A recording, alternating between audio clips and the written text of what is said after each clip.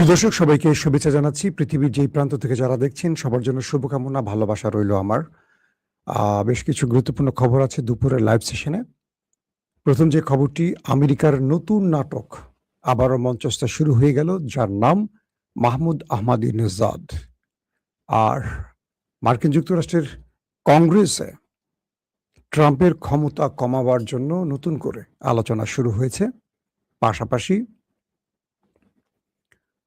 Iran তার জনগণকে নিয়ে একটা ঐক্যবদ্ধ জাতি হয়ে কিভাবে শত্রুকে মোকাবেলা করতে চায় তার কিছু প্রমাণ আপনাদের দেখাবো। প্রথম যে খবরটি দিয়ে শুরু করতে চাই, মার্কিন যুক্তরাষ্ট্র ইরানকে হামলার জন্য বারবার সতর্ক করছে, বিভিন্ন সময় বিভিন্ন ডেডলাইন ঘোষণা করছে। আর ডেডলাইনগুলো ইরানকে বারবার ভয় দেখাবার জন্য করছে, আর ইরান সেই ভয়কে উপেক্ষা করে পাল্টা জবাব দিচ্ছে আমেরিকাকে। গতকালকে ইরানে হামলার পরিকল্পনা থাকলেও শেষ পর্যন্ত মার্কিন সেনাবাহিনীর সদর দপ্তর পেন্টাগন তাদের রিপোর্টের আলোকে ট্রাম্প পিছিয়ে গেছেন। যদিও ট্রাম্প বলেছিলেন গালফ কান্ট্রির অনুরোধে তিনি 3 দিন পিছিয়েছেন।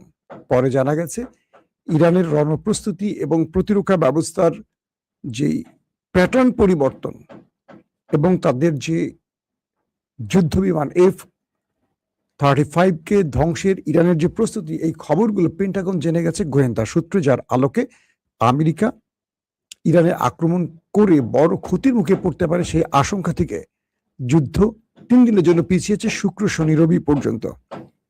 এবং বলা হয়েছে এই 3 দিনের সময় দেয়া হয়েছে ইরানকে। ইরান বলছে আমাদের সময়ের কোনো প্রয়োজন নেই, তোমরা যখন ইচ্ছে অ্যাটাক করতে পারো, কারণ তোমরা অ্যাটাক করলে আমরা যে পাল্টা জবাব দিব সেটা তোমাদেরকে আরো বড় ধাক্কা দেবে। এই পরিস্থিতির মধ্যে আমেরিকা বা ডোনাল্ড ট্রাম্প তিনি নড়ে চড়ে উঠেছেন। আসলে তিনি কি করবেন? একদিকে তার উপর চাপ আছে ইসরায়েলের, অন্যদিকে তার উপর যুদ্ধ না করার চাপ আছে তার দেশের ভেতর থেকে। তিনি এখন কি করবেন? নিউ ইয়র্ক টাইমস, মার্কিন অন্যতম একটি গণমাধ্যম, তাদের একটি প্রতিবেদন বলছে মিস্টার প্রেসিডেন্ট ট্রাম্প তিনি সবচেয়ে বড় সংকটে আছেন, কারণ কংগ্রেসে তারকে নিয়ে যে নতুন আলোচনা শুরু হয়েছে সেটা হলো প্রেসিডেন্টের ক্ষমতা কমাবার। সেখানে বলা হয়েছে যে ট্রাম্প যেন ইরানে তার ইচ্ছে মতো আক্রমণ করে আমেরিকাকে বড় রকম ধ্বংসের মুখে না ফেলায়। অর্থাৎ ইরানে আক্রমণ করার ফলে আমেরিকা যেই মাসুল দেবে বা যে ক্ষতির মুখে পড়বে, এই কাজে আমেরিকাকে নিরুৎসাহিত করতে, মানে ট্রাম্পকে নিরুৎসাহিত করতে কংগ্রেস এমন কোনো বিল বা প্রস্তাব আনতে পারে যেখান থেকে ট্রাম্প চাইলেই নিজের ইচ্ছে মতো কোনো দেশে যুদ্ধ ছড়িয়ে দিতে পারবে না, যতক্ষণ না দেশটির সেই টিম, মানে যুদ্ধের জন্য যাদের অনুমোদন প্রয়োজন তাদের অনুমতি রেখে ট্রাম্প হামলা করতে না পারে। এটিও ট্রাম্পের জন্য একটি বড় ধাক্কা এবং ইসরায়েলের জন্য টেনশনের কারণ। মূল যে খবরটি সেটি হলো ইরানের ভেতরে জনগণ এখন ঐক্যবদ্ধ হয়ে গেছে। ইরানের তেহরানে ইমাম হোসেন প্যারেডের সামনে আজকে অজস্র মানুষকে দেখা গেল। কি হচ্ছিল সেখানে? রাষ্ট্রীয় টেলিভিশনের সংবাদে দেখলাম সেখানে একটি বিয়ের অনুষ্ঠান চলছিল। সে বিয়ের অনুষ্ঠানে হাজারো নারী পুরুষ এসেছেন নতুন বিবাহিতদের বরণ করতে, কিন্তু বর কনে এলেন হাতে অস্ত্র নিয়ে, আগ্নেয়াস্ত্র নিয়ে, এবং তারা বলছেন আমরা আমাদের রাষ্ট্রকে রক্ষায়, ইরানকে রক্ষায় সবচেয়ে বড় আত্মাহুতি দিতে প্রস্তুত আছি। কে বলছে? সে টেলিভিশনের সামনে বর কনে। মসজিদে মসজিদে চলছে এখন যুদ্ধের প্রস্তুতি। ইরানি জাতি পুরো আমেরিকার বিরুদ্ধে লড়াইয়ের জন্য প্রস্তুতি নিয়ে ফেলেছে।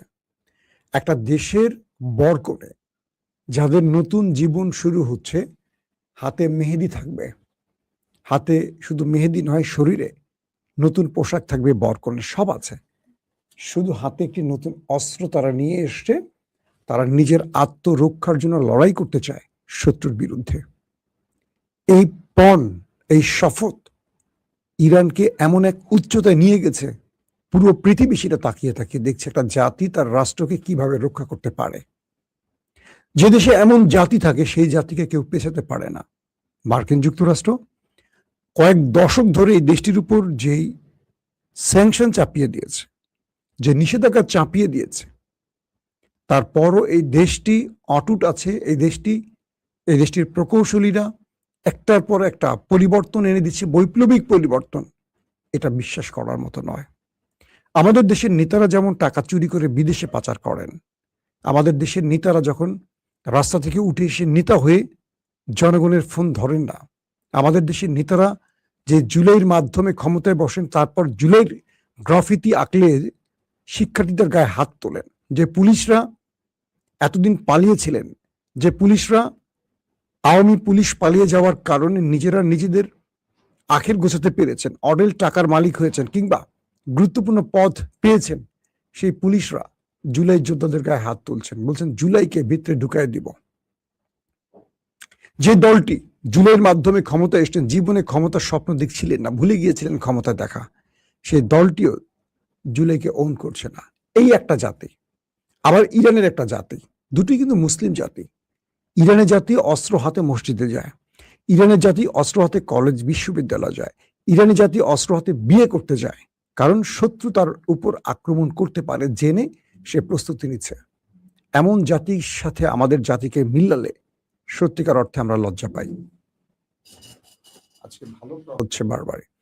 তো আমাদের জাতিরা, আমরা যে জুলাই আন্দোলন বা বিপ্লবের মধ্য দিয়ে ক্ষমতায় আসি, আমরা সেটাকে আর ওন করি না, বরং সে জুলাই যোদ্ধাদেরকে আমরা বিতর্কিত করি, তাদেরকে আমরা বিভিন্ন রকম হয়রানি করি।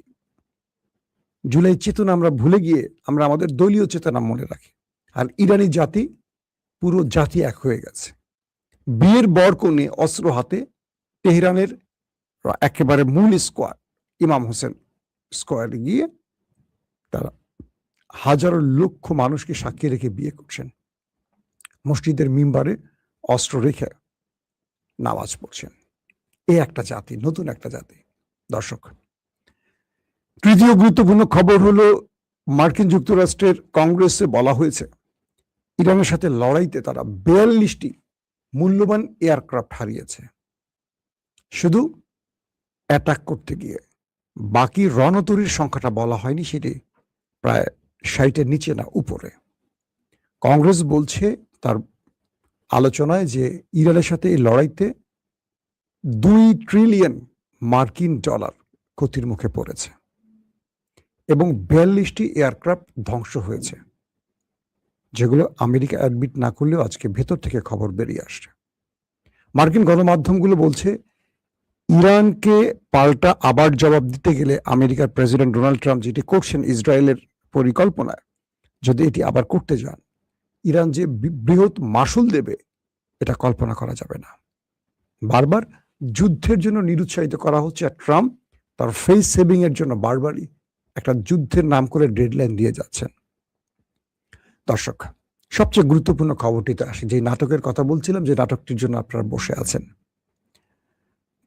ইরানের একজন সফল রাষ্ট্রনায়ক প্রেসিডেন্ট মাহমুদ আহমাদিনেজাদ যেদিন 28 ফেব্রুয়ারি ইরানের উপর ইসরায়েল আমেরিকা অ্যাটাক করে, সেদিন শুধু আয়াতুল্লাহ আলী খামিনি নয়, ইরানের কি বলবো, পরমাণু বিজ্ঞানী, বড় বড় রাজনৈতিক লিডার, সামরিক লিডারদের উপর অ্যাটাক করা হয়। সেই সময় ইরানের সাবেক প্রেসিডেন্ট মাহমুদ আহমাদিনেজাদের বাড়িতেও হামলা করা হয়। তার নিরাপত্তা রক্ষীরা, বডিগার্ডরা সে সময় মারা যায়। মাহমুদ আহমাদিনেজাদ গুরুতর আহত হন। প্রথমে তার খবরটি জানা গেছে তিনি মারা গেছেন, বেশ কয়েকদিন পর জানা গেছে তিনি বেঁচে আছেন, বাট আহত হয়েছেন মারাত্মকভাবে। নিউ ইয়র্ক টাইমস, মার্কিন গণমাধ্যম, বলছে যে এই মাহমুদ আহমাদিনেজাদ হলেন ইসরায়েল এবং আমেরিকার এজেন্ট, তাদের তৈরি করার লোক। শুনবেন ভালো করে। মাহমুদ আহমাদিনেজাদকে ইরানের রাষ্ট্রীয় ক্ষমতায় বসাতে চায় আমেরিকা, ইসরায়েল, এবং তাকে সেভাবেই তৈরি করা হয়েছে। তার সাথে আয়াতুল্লাহ আলী খামিনির বিরোধ, যে কারণে আয়াতুল্লাহ আলী খামিনি তাকে প্রেসিডেন্ট নির্বাচনে তার কাগজপত্র বাতিল করেছিলেন। বেশ কয়েকজনকে বৈধতা দেওয়া হয়, এর মধ্যে প্রেসিডেন্ট হয়েছেন মাসুদ পেজেশকিয়ান, যাকে আয়াতুল্লাহ আলী খামিনি পছন্দ করতেন না সংস্কারবাদী হিসেবে। কিন্তু কট্টর ধর্মভীরু যে ব্যক্তি বা কট্টর খামেনিপন্থী যিনি, তিনি এই নির্বাচনে পরাজিত হন। কিন্তু মাহমুদ আহমাদিনেজাদও আয়াতুল্লাহ আলী খামেনির সমালোচক ছিলেন বলে তাকে এই নির্বাচনে আসতে দেয়া হয়নি। তিনি পরপর দুবার প্রেসিডেন্ট ছিলেন, এরপর গ্যাপ দিয়েছেন, আবার আইন অনুযায়ী তিনি ইরানের প্রেসিডেন্ট নির্বাচন করতে পারবেন বা প্রেসিডেন্ট হতে পারবেন। তো বলা হচ্ছে, নিউ ইয়র্ক টাইমস বলছে যে এই ব্যক্তি মূলত ইসরায়েলের চর, ইসরায়েল এবং আমেরিকার। তিনি আমেরিকা এবং ইসরায়েলের হয়ে মূলত ইরানের মধ্যে একটা রেজিম চেঞ্জের জন্য কাজ করছেন, ওই দুটো রাষ্ট্রের হয়ে। আরো অনেক তথ্য দেয়া হয়েছে। আসলে ঘটনা কতটুকু সত্য, ইরান এই ব্যাপারে কোনো বক্তব্য দেয়নি। তবে মাহমুদ আহমাদিনেজাদের যে সময়টি তিনি রাষ্ট্রপ্রধান ছিলেন, তখন আমার সাংবাদিকতার মাঝামাঝি বা শুরুর দিকটা, পুরো টাইমটা মনে নেই, তখন অনেকগুলো ঘটনা দেশে ঘটেছে। তিনি একজন সাচ্চা দেশপ্রেমিক ব্যক্তি এবং তিনি প্রেসিডেন্ট থাকা অবস্থায় বাসে করে তার কার্যালয়ে যেতেন এবং ইরানের জনগণ তাকে ব্যাপক ভালোবাসে। আয়াতুল্লাহ আলী খামেনির সাথে তার বিরোধ থাকতে পারে, কিন্তু কখনো তিনি রাষ্ট্র বিরোধী বা দেশ বিরোধী শক্তির সাথে হাত মেলাবেন এটি সত্য নয়। মূলত কয়েকটি মাধ্যম দাবি করছে ইসরায়েল আহমাদিনেজাদের বিরুদ্ধে এই প্রপাগান্ডা শুরু করেছে। যদি নিউ ইয়র্ক টাইমস এই নিউজটি এভাবে করত, মানে মূলত তাদের টার্গেটটা কি, যে আমেরিকা এবং ইসরায়েলের চর বানিয়ে একজন তুমুল জনপ্রিয় ব্যক্তিকে বিশ্বাসঘাতক বানিয়ে আইআরজিসির হাতে তাকে মারতে চান। ধারণা করা হচ্ছে মুস্তফা খামেনি এই মাহমুদ আহমাদিনেজাদকে নিয়ে হয়তো কোনো বড় পরিকল্পনা তৈরি করছেন, মানে তাকে রাষ্ট্রীয় কোনো গুরুত্বপূর্ণ পদে বসাতে চাচ্ছেন। এই অগ্রিম তথ্যটা হয়তো মোসাদের মাধ্যমে জেনে গেছে আমেরিকা, ইসরায়েল, সিআইএ এবং মোসাদ, যে কারণে তারা মাহমুদ আহমাদিনেজাদকে তাদের গণমাধ্যম দিয়ে বিতর্কিত করার জন্য এই সংবাদটি প্রচার করেছে। এখন ধরেন কেউ যদি তারেক রহমানের সামনে একটা নিউজ তৈরি করে যে তারেক রহমানের সবচেয়ে বিশ্বস্ত ব্যক্তিকে এই মুহূর্তে যদি বলা হয়, তো বিশ্বস্ত একজন ব্যক্তির নাম আমি কার নাম বলবো? বিএনপি তো কাউকে বিশ্বাস করার মতো লোক পাই না, সবাই টাকার কাছে বিক্রি হয়। আমি একটা মানে একটা বানানোর নাম বলি, মিস্টার কদম আলী। এই নামগুলি বলতে আমার ভালো লাগে। তো মিস্টার কদম আলী কে নিয়ে নিউজটি করলো, কারণ তারেক রহমান কদম আলীকে নিয়ে কোনো পরিকল্পনা তৈরি করছেন যে তাকে নিয়ে হয়তো একটা গুরুত্বপূর্ণ পদে বসাবেন। এই খবরটি জেনে গেল, জেনে গিয়ে বলল যে আমাদের কোনো একটি পত্রিকা দিয়ে খবর ছাপো যে কদম আলী হলো ভারতের রয়ের এজেন্ট, যাতে তারেক রহমান তাকে আর বিশ্বাস না করে। তো বিষয়টা হলো এরকম যে মাহমুদ আহমাদিনেজাদকে নিয়ে ইরানি জনগণের ভালোবাসা অসীম। খামেনির সাথে বিরোধ থাকতে পারে, বিভিন্ন ইস্যুতে থাকতেই পারে, রাষ্ট্রীয় ক্ষমতা যারা থাকেন তাদের সাথে বিরোধ থাকি স্বাভাবিক। তো এই পরিস্থিতির মধ্যে এনি প্রবলেম, তো এই বিষয়ের মধ্যে হঠাৎ করে মাহমুদ আহমাদিনেজাদকে টেনে আনার কারণটা হলো হয়তোবা ইরানের যারা এখন এস্টাবলিশমেন্ট আছেন বা মুস্তফা খামেনি যিনি সুপ্রিম লিডার, তিনি হয়তো তাকে নিয়ে কোনো বড় পরিকল্পনা করছেন, তাকে কোনো গুরুত্বপূর্ণ দায়িত্ব দিতে যাচ্ছেন, যে কারণে তাকে বিতর্কিত করার জন্য আমেরিকার গণমাধ্যম এই সংবাদ প্রচার করেছে। এর আগেও কয়েকজন সামরিক ব্যক্তির নামে এই গণমাধ্যমগুলো এরকম তথ্য প্রচার করেছে। প্রশ্ন হলো, ইরানের মধ্যে অনেক ইসরায়েলি এজেন্ট আছে, তাদের নাম তো কখনো বলছে না, যারা সেনাবাহিনীর গুরুত্বপূর্ণ পদে বসে আছে, রাজনীতির গুরুত্বপূর্ণ পদে বসে আছে। যদি মাহমুদ আহমাদিনেজাদ ইসরায়েল আমেরিকার চর হবে, তাহলে প্রথম দিন তার উপরে অ্যাটাক করলো কেন? তার পরিবারের অনেক সদস্য মারা গেল কি করে? এই প্রশ্নগুলো আসবেই স্বাভাবিক। তো মনে করা হচ্ছে সামনের শীঘ্রই তাকে হয়তো রাষ্ট্রীয় কোনো গুরুত্বপূর্ণ পদে দেখতে চাচ্ছে ইরানের আইআরজিসি কিংবা মুস্তফা খামেনি, যে কারণে তাকে বিতর্কিত করতে চায়। কারণ আমেরিকার একটা আতঙ্ক বা জম ছিলেন, বা ইসরায়েলের জম ছিলেন এই মাহমুদ আহমাদিনেজাদ, এবং ইরান যে নিউক্লিয়ার বোমা তৈরি করবে এটি মুস্তফা খামেনির যে ড্রিম, এটির ক্ষেত্রে মুস্তফা খামেনি একজন বিশ্বস্ত পার্টনার চাচ্ছেন, হয়তোবা মাহমুদ আহমাদিনেজাদ। এবং ইরানের বর্তমান প্রেসিডেন্ট মাসুদ পেজেশকিয়ান, তিনিও কিন্তু সুপ্রিম কমান্ডার তার বাবা আয়াতুল্লাহ আলী খামেনির সমালোচক ছিলেন, কিন্তু তাকেও তিনি পছন্দ করতেন। এবং সাম্প্রতিক সময় 3 ঘন্টা মিটিং করেছিলেন মুস্তফা খামেনির সাথে প্রেসিডেন্ট মাসুদ পেজেশকিয়ান, এবং বলছেন ইরানি জাতি ঐক্যবদ্ধ এবং মুস্তফা খামেনির নেতৃত্বে ইরান আগামী দিন এগিয়ে যাবে। তার মানে তাদের ভেতরের বিরোধগুলো দূর হয়ে গেছে, এখন একটা ইরান, ঐক্যবদ্ধ ইরান আমরা দেখতে পাচ্ছি। দর্শক, আমেরিকা যে নাটকগুলো করছে, ইসরায়েল আমেরিকা তার প্রচার মাধ্যম দিয়ে বা যেভাবে নাটকগুলো করছে, এই নাটকগুলো যে ইরানের জাতি বিশ্বাস করছে না বা এই নাটকগুলো যে শেষ পর্যন্ত হালে পানি পাচ্ছে না, অ্যাটলিস্ট এটা তো আপনারা বুঝতে পারছেন। কারণ আমার মতো একজন মানুষ বাংলাদেশ থেকে বসে যে তথ্য বুঝি সেটাকে ইরান বোঝে না। তো ট্রাম্পের সামনে আসলে কোনো ফেস সেভিং দিচ্ছে না ইরান। তাই তারা এখন অভ্যন্তরীণভাবে একটা বিরোধ তৈরি করে শাহ পেহলভির কি ক্ষমতায় বসার জন্য বা ওই শাহের ছেলেকে বসানোর জন্য অনেক নাটক তৈরি করছে তারা। ইরানের জাতি সেই নাটক বুঝতে পারছে। প্রত্যেকে ভালো থাকবেন। আল্লাহ হাফেজ।